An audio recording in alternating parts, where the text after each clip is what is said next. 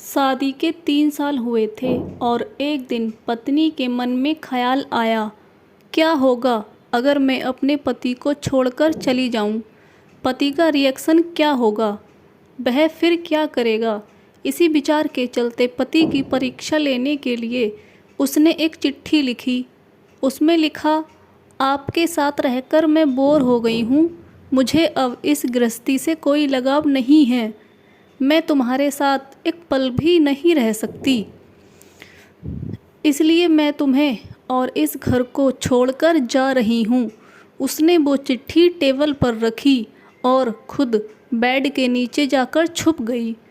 थोड़ी देर बाद पति ऑफिस से घर लौट आया। उसे घर में अपनी पत्नी कहीं नहीं दिखी। फिर उसकी नज़र टेबल पर रखी चिट्ठी पर पड़ी। चिट्ठी को उठाकर उसने पढ़ा। थोड़ी देर तक बिल्कुल शांत रहा, कुछ नहीं बोला। फिर उसने उसी चिट्ठी में पीछे कुछ लिखा और अपने मोबाइल में गाना बजाकर ज़ोर ज़ोर से नाचने लगा। फिर उसने अपने कपड़े बदले और अपनी एक फ्रेंड को फ़ोन लगाया और कहने लगा, मैं आज आज़ाद हो गया हूँ। मेरी बीवी को आखिरकार ये एहसास हो गया कि वह मेरे काबिल नहीं है, इसलिए वह खुद ही मुझे छोड़कर हमेशा के लिए चली गई है और मैं अब आज़ाद हो गया हूँ। तुमसे अभी सामने वाले बगीचे में मिलना चाहता हूँ। फटाफट वहाँ आकर मुझसे मिलो। ऐसा कहकर पति घर के बाहर निकल गया।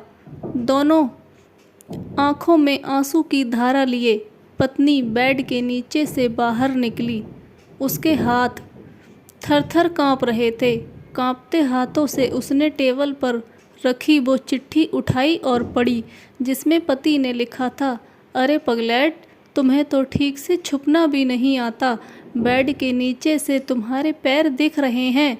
तुम जल्दी से गर्मा गर्म चाय बनाओ, मैं सामने से दुकान से बिस्किट लेकर आता हूँ। मेरे जीवन में खुशी तुम्हारे आने से है। आधी खुशी तुझे सताने में है और आधी तुझे मनाने में। आखिर लास्ट में तो हम दोनों ही साथ रहेंगे ना। कभी हम झगड़े और एक दूसरे की टांग खींचें, एक दूसरे को भला बुरा कहें, फिर भी एक दूसरे पर दादागिरी करने के लिए लास्ट में तो हम दोनों ही रहेंगे ना। जो बोलना है बोलो, जो करना है करो। जब चश्मे गुम जाएंगे तब एक दूसरे के चश्मे ढूंढने के लिए लास्ट में तो हम दोनों ही रहेंगे ना। कभी मैं रूठूं तो तुम मुझे मनाना, कभी तुम रूठो तो मैं तुम्हें मना लूँगा। एक दूसरे को लाड़ लड़ाने के लिए आखिर में तो हम दोनों ही होंगे ना। जब नज़र कम आएगा, सुनाई भी कम देगा, तब एक दूसरे को ढूंढने के लिए हम दोनों ही होंगे ना।